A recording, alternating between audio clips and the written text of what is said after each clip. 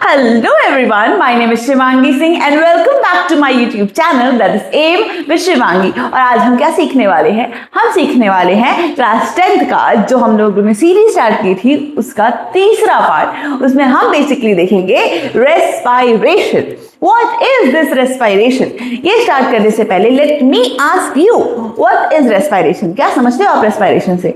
Ma'am, taking in fresh air and giving out foul air is respiration? No, beta, it is not respiration. It is basically breathing. And there is a difference. एक difference होता है. Breathing अलग चीज है, respiration अलग चीज है. तो basically breathing क्या है सबसे पहले समझो.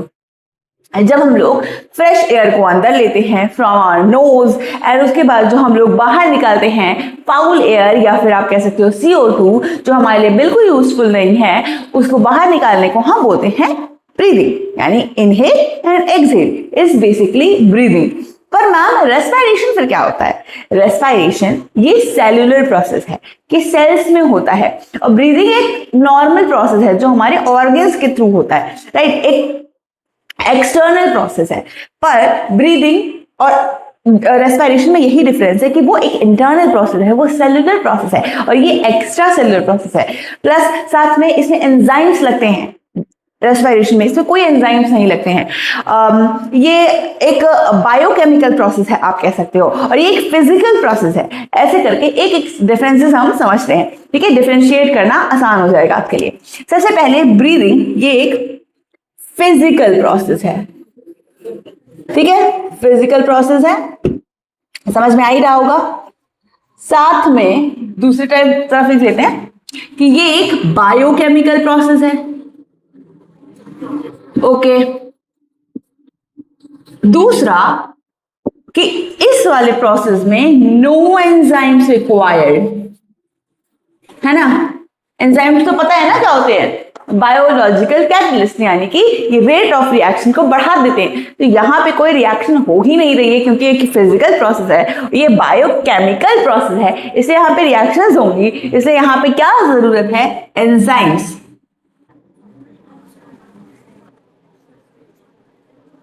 Present, right? दूसरा कि ये जो होता है ये एक एक्स्ट्रा सेल्यूलर प्रोसेस है, यानी कि ये सेल के बाहर होता है और ये एक इंट्रा सेल्यूलर प्रोसेस है। इस वाले प्रोसेस में हमें एनर्जी देनी पड़ती है, यानी हमें एनर्जी लगती है सांस लेने के लिए, सांस को छोड़ने के लिए। पर इस वाले प्रोसेस में हम एनर्जी का फॉर्मेशन कर सकते हैं, समझे? इसमें energy is not formed but used, बस। पर इसमें energy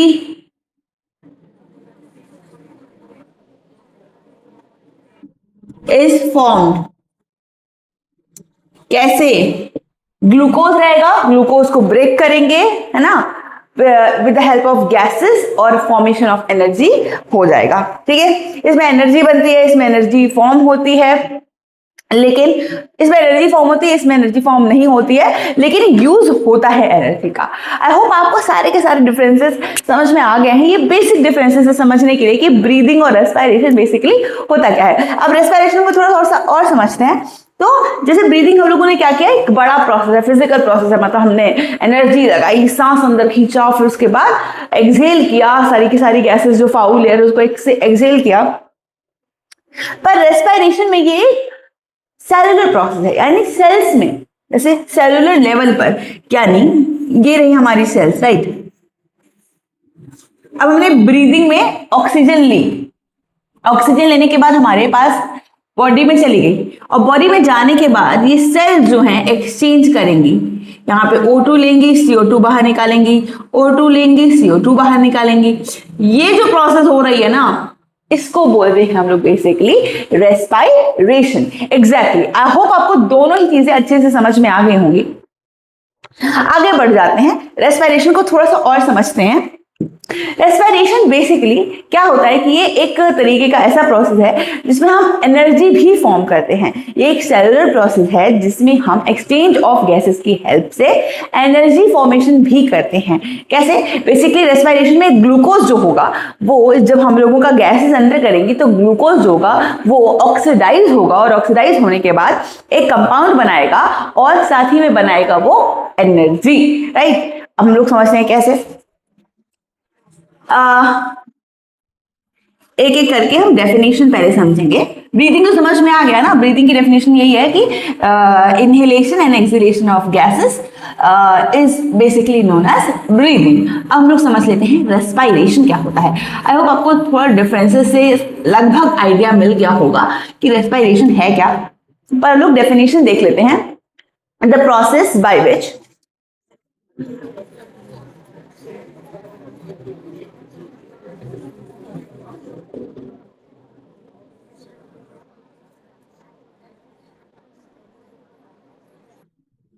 says by which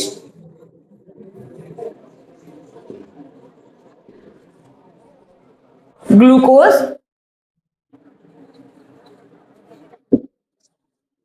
is oxidized to form energy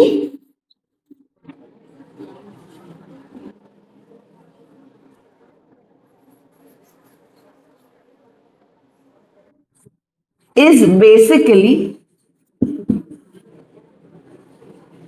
respiration। I hope आपको समझ में आया है। इसको थोड़ा सा देखते हैं। ये रहा हमारा ग्लूकोज, ठीक है। अब ये जो भी है ऑक्सीडाइज हुआ या जो भी हुआ, उसके बाद क्या बनेगा, एक कंपाउंड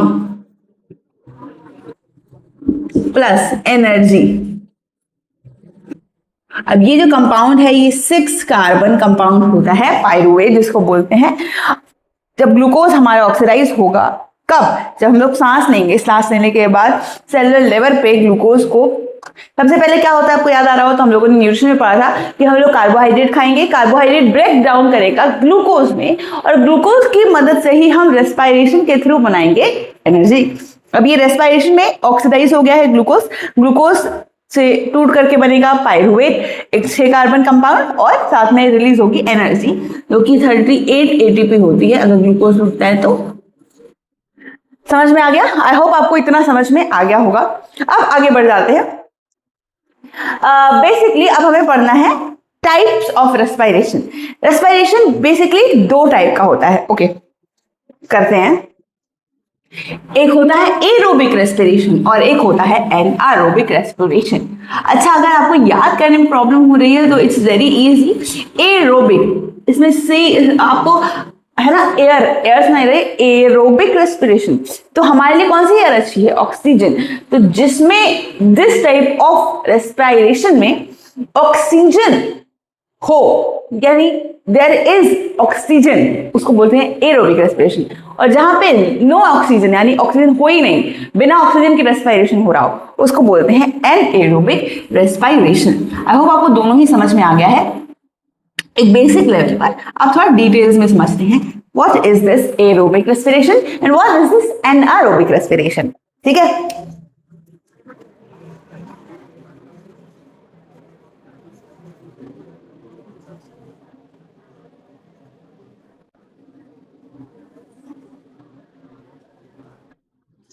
हाँ, तब समझते हैं एरोबिक और एनारोबिक में डिफरेंसेस क्या है। सबसे पहला कि जो एरोबिक रेस्पिरेशन होता है वो होता है इन प्रेजेंस ऑफ ऑक्सीजन और ये होता है इन एब्सेंस ऑफ ऑक्सीजन। ये होता है इसमें complete break down of glucose. Glucose इसमें कंप्लीटली ब्रेक डाउन हो जाएगा, इसमें partial break down of glucose.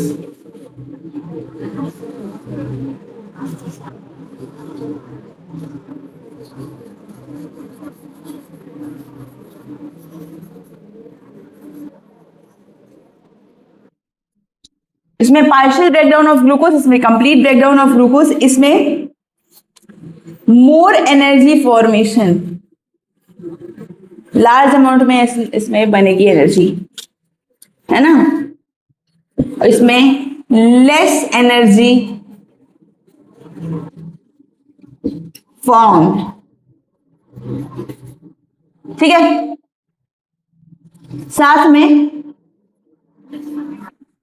साथ में इसमें क्या, इसके एग्जाम्पल याद रख लो।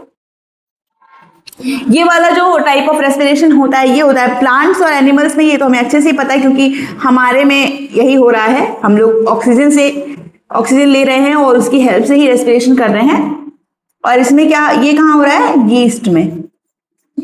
आई होप आपको सब कुछ समझ में आ गया है। अगर आपको डेफिनेशन बनाने के लिए कहे तो आसानी से बना सकते हो। एनारोबिक रेस्पिरेशन की फॉर एग्जांपल देखते हैं। Anaerobic respiration is a type of respiration which takes place in the absence of oxygen.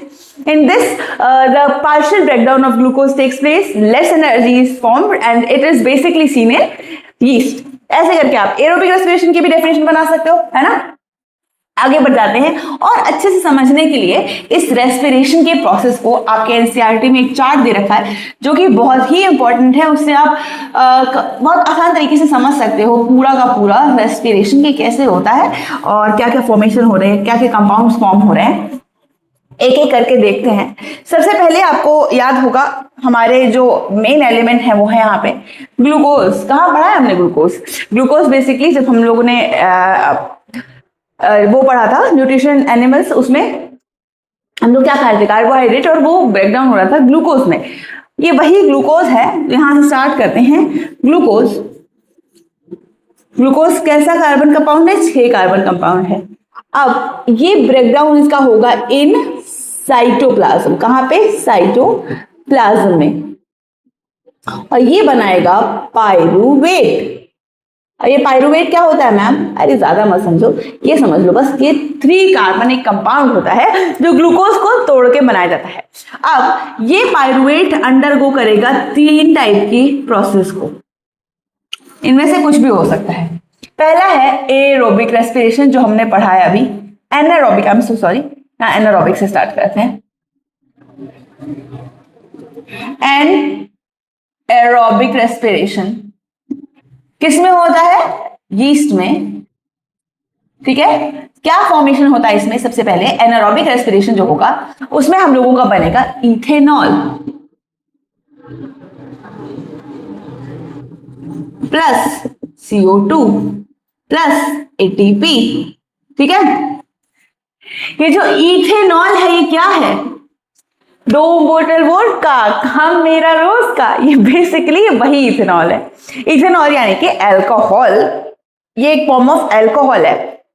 और एनारोबिक रेस्पिरेशन में जो मेन एलिमेंट फॉर्म होगा वो इथेनॉल होगा, याद करने के लिए। अब आगे बढ़ जाते हैं लैक ऑफ ऑक्सीजन में। ये तो हो गया एनारोबिक रेस्पिरेशन, यहां पे लिख लो एब्सेंस ऑफ ऑक्सीजन समझने के लिए।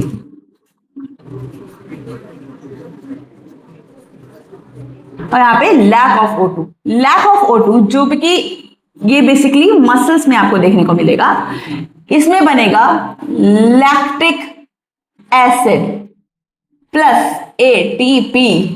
लैक्टिक एसिड मेजर चीज है, लैक से याद रखो, लैक्टिक, लैक ऑफ ऑक्सीजन में क्या बनेगा, लैक्टिक एसिड।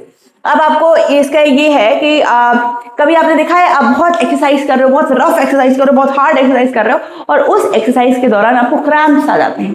क्यों होते हैं वो, इसलिए होते हैं क्योंकि आपकी बॉडी को इंस्टेंट एनर्जी की रिक्वायरमेंट है और पूरी बॉडी की जो एनर्जी है वो यूज हो गई है। अब उसको जल्दी एनर्जी फॉर्म करनी पड़ रही है और उसी फॉर्मेशन में वो क्या हो रहा है कि ग्लूकोज ब्रेक कर दे रहा है अपने आप को जल्दी से और लैक्टिक एसिड में कन्वर्ट कर ले रहा है, जिसकी वजह से एनर्जी तो मिल जा रही है पर क्रैम्प्स स्टार्ट हो जा रहे हैं, राइट। ये होता है लैक ऑफ ऑक्सीजन में। अब ये लोग प्रेजेंस ऑफ ऑक्सीजन में भैया,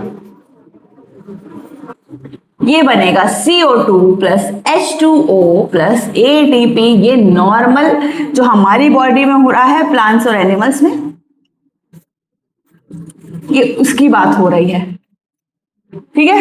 आई होप आपको ये पूरा का पूरा चार्ट अच्छे से समझ में आ गया, याद हो गया है। पहला हमें याद रखना है एब्सेंस ऑफ ऑक्सीजन, और ऑक्सीजन चला गया, समझो ऑक्सीजन चला गया तो हमने क्या बनाया, अल्कोहल। फिर ऑक्सीजन अगर कम है तो हमने बनाया लैक्टिक एसिड, और ऑक्सीजन प्रेजेंट है तो CO2H2 और ATP। इस तरीके से बेसिकली रेस्पिरेशन से हमें मिल रही है ATP। ये जो ATP है ना, जो हम लोग बात कर रहे हैं एनर्जी एनर्जी एनर्जी, तो ATP ही है वो एनर्जी। ये basically energy currency of cell है, एनर्जी करेंसी ऑफ सेल। जैसे हमें किस फॉर्म में अगर कोई पूछे एनर्जी हमारी बॉडी में बनती है, तो वो बनती है in the form of adenosine triphosphate, जिसको बोलते हैं ATP। ठीक है, आई होप आपको ये पूरा का पूरा चार्ट भी अच्छे से समझ में आ गया है। आगे बढ़ जाते हैं। ये जो हम लोगों ने पढ़ा है ना, ये वाली जो रिएक्शन है या फिर ये वाला जो प्रोसेस है, इसको बोलते हैं एल्कोहलिक फर्मेंटेशन, है ना। कैसे हो रहा है ये, lack of absence of oxygen हो रहा है और इथेनॉल बन रहा है, CO2 बन रहा है, ATP बन रहा है। ये हो गया हमारा एल्कोहलिक फॉर्मेंटेशन, याद रखना। और ये जो लैक ऑफ ऑक्सीजन में हो रहा है, इसको बोलते हैं लैक्टिक फॉर्मेंटेशन, है ना।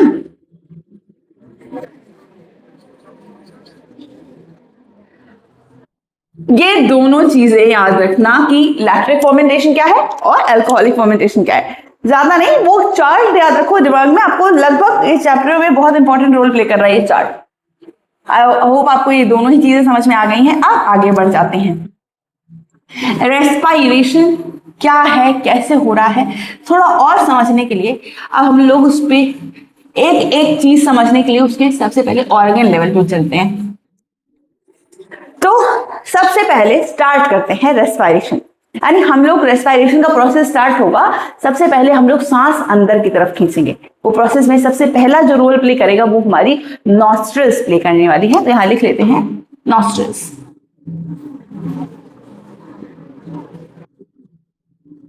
सबसे पहले हवा जो है नाक में जाएगी, है ना, नॉस्ट्रल्स में जाएगी। अब नॉस्ट्रल्स में क्या क्या प्रेजेंट होता है, एक म्यूकस की layer, hair, fine hair present होते हैं, जिससे क्या होता है, अगर कोई फॉरेन मटेरियल, फॉर एग्जाम्पल हमने सांस लिया और सांस में छोटे मोटे कोई जर्म्स हैं या छोटे मोटे कोई है ना इंसेक्ट्स हैं, वो कहीं हमारे नाक के थ्रू या फिर नेजल पैसेज के थ्रू हमारी बॉडी में ना एंटर कर जाए, इसलिए हमारे पास क्या होता है, प्योरीफाई करने के लिए उसको पहली बात तो म्यूकस प्रेजेंट होती है हमारे नोज के अराउंड, ताकि वो कोई भी फॉरेन मटेरियल अगर एंटर करना चाहे तो वो स्टिक कर जाए। दूसरा हेयर प्रेजेंट होते हैं, है ना, ताकि वो एयर को रिफाइन करके भेज सके। ठीक है, नॉस्ट्रल्स, नॉस्ट्रल के बाद आता है हमारा फेरिंग्स, फिर आता है हमारा लैरिंग्स।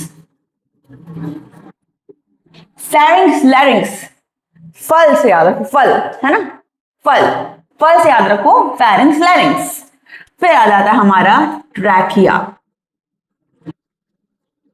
अब ये जो ट्रैकिया है ना, यहां पे प्रेजेंट होता है रिंग ऑफ कार्टिलेज।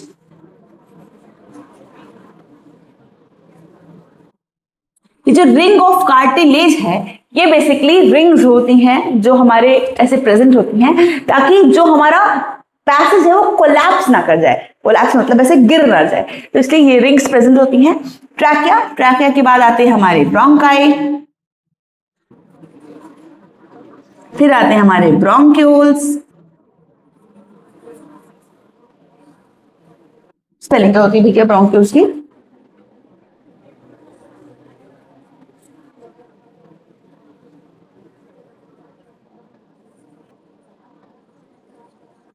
फिर आते हैं हमारे एल्वोलाई।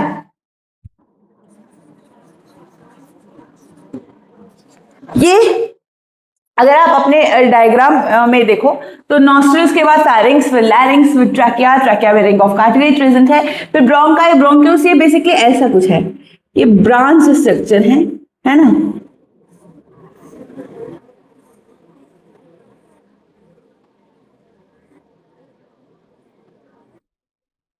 ये कुछ ऐसा सा स्ट्रक्चर है। तो बेसिकली ये है हमारी ब्रोंकाई, और ये जो हमारे फर्दर आगे बढ़ने के बाद और डिफरेंशिएशन हो जा रही हैं, इनको बोलते हैं हम ब्रोंक्यूल्स।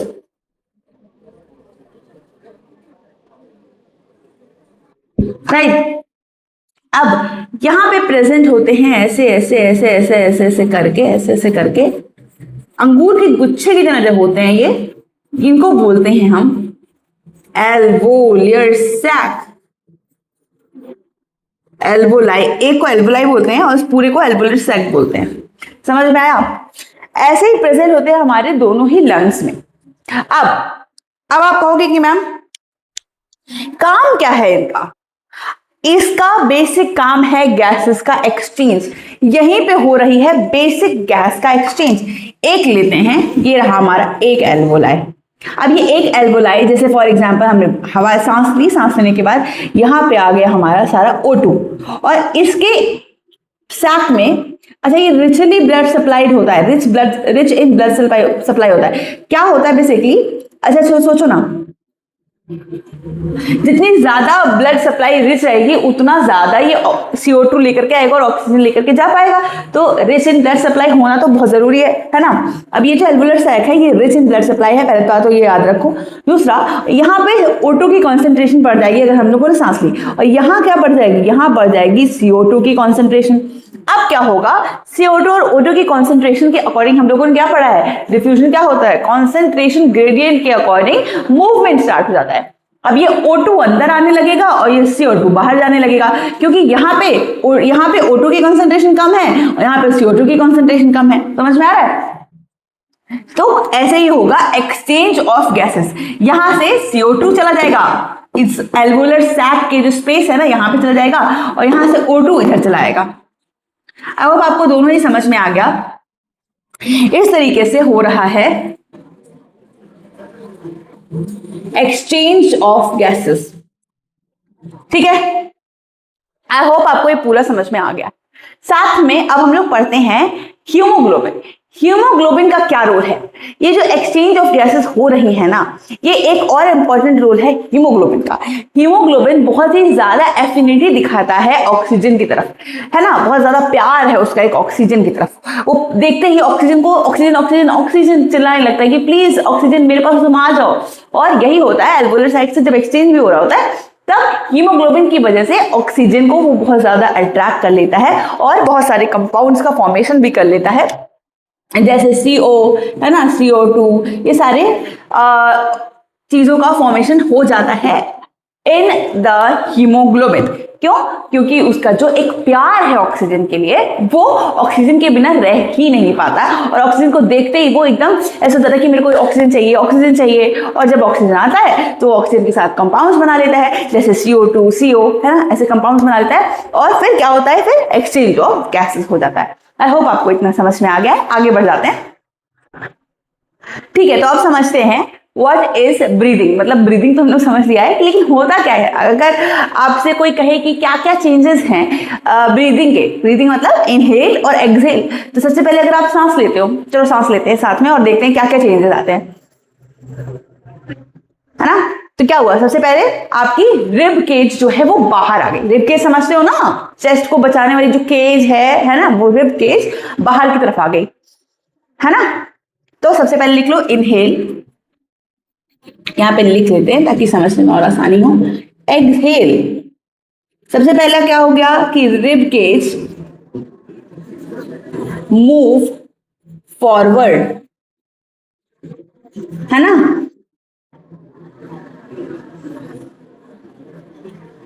इसमें दूसरा क्या होगा, हमारा डायफ्राग्राम होता है, जो ऐसे नीचे वाली चीज होती है, ऐसे नीचे जो मतलब हमारा ऐसे चेस्ट है, चेस्ट के बाद ये वाला जो चीज है ना, ये वाला जो चीज है वो हमेशा नॉर्मली ऐसे रेस्ट पोजीशन में ऐसे रहेगा, पर जब हम इनहेल करेंगे ना तो ऐसे फ्लैटन हो जाएगा, ऐसे सीधा हो जाता है। तो यहां पे लिख दो डायफ्राग्राम फ्लैटन्स।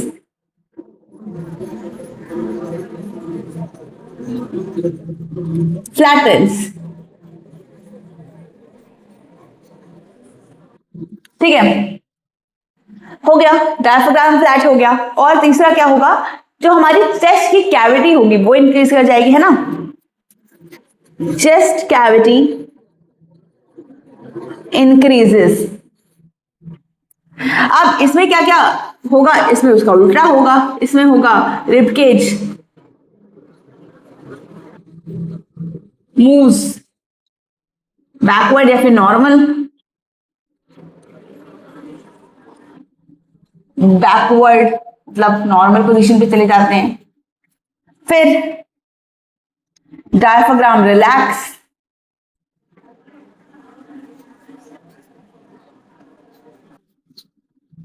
रिलैक्स है ना, रिलैक्स पोजीशन में ऐसे ऐसे हो जाएंगे और यहाँ पे क्या हो जाएगा, ऐसे स्ट्रेट हो जाएगा। फिर यहाँ पे कैविटी डिक्रीजेस या फिर नॉर्मल हो जाती है। यहाँ पे चेस्ट कैविटी बढ़ जाएगी, यहाँ पे नॉर्मल हो जाएगी या डिक्रीज हो जाएगी। ऐसे होगा इनहेल और एक्सहेल। नॉर्मली अगर आपसे कोई पूछे कि जब आप सांस लेते हो या छोड़ते हो तो क्या आप पूरी हवा अपनी पूरी जो वॉल्यूम है गैस का वो क्या बाहर निकाल सकते हो अपने चेस्ट से? नहीं। तो जो रेसिडुअल वॉल्यूम जिसको बोलते हैं, यानी कि कुछ गैस हमेशा ही आपके चेस्ट में रहेगी ताकि आपका जो चेस्ट है वो कोलैप्स ना कर जाए। ठीक है, क्या क्या जो रेसिडुअल वॉल्यूम है वो क्या होता है, यानी always there is some air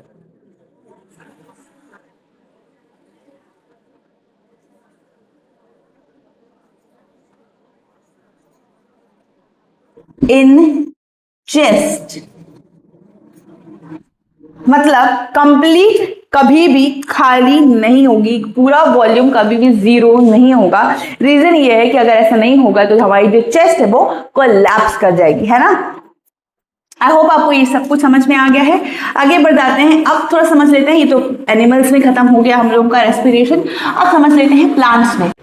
तो प्लांट्स जो होते हैं हमारे रेस्पिरेशन करते हैं किसकी किसकी हेल्प से? पहले तो ये स्टोमेटा जो कि लीव्स पे पोर होते हैं उनकी हेल्प से, मेटल पोर की हेल्प से, साथ ही लेंटिसल्स की हेल्प से, और तीसरा जनरल सरफेस। इन तीन जगहों से ये करते हैं रेस्पिरेशन। रेस्पिरेशन बेसिकली गैसेस का एक्सचेंज होता है। अब क्या होता है, दिन में प्लांट्स करते हैं फोटोसिंथेसिस, और फोटोसिंथेसिस में इनको क्या जरूरत होती है, किस चीज की? CO2 की। पर रात में ये फोटोसिंथेसिस नहीं कर पाते, क्यों? क्योंकि भैया सनलाइट चाहिए ना, रात में सनलाइट नहीं होती है, और सनलाइट नहीं होने की वजह से ये फोटोसिंथेसिस नहीं कर पाते हैं। तो दिन में ये यूटिलाइज कर लेते हैं हमारी CO2 को और ऑक्सीजन को बाहर निकालते हैं, क्योंकि ये उनका बाय प्रोडक्ट होता है। फोटोसिंथेसिस के रिएक्शन में बाय प्रोडक्ट की तरह एक ऑक्सीजन निकलता है, और इसीलिए दिन में जो होता है नॉर्मल प्लांट्स क्या करेंगे, CO2 लेंगे और ऑक्सीजन को रिलीज करेंगे। पर रात में ऐसा नहीं होता, रात में ये रेस्पिरेशन ही करते हैं, फोटोसिंथेसिस नहीं करते, इसलिए ऑक्सीजन से बाय प्रोडक्ट नहीं निकलती है। ये नॉर्मल रेस्पिरेशन करेंगे, O2 लेंगे और CO2 छोड़ेंगे। समझ में आया? तो अगर हम डे देखें तो डे में फोटोसिंथेसिस प्लस रेस्पिरेशन दोनों ही होगा, राइट। पर इन नाइट ओनली रेस्पिरेशन, ठीक है। और इसमें क्या रिलीज करेंगे, CO2 रिलीज्ड।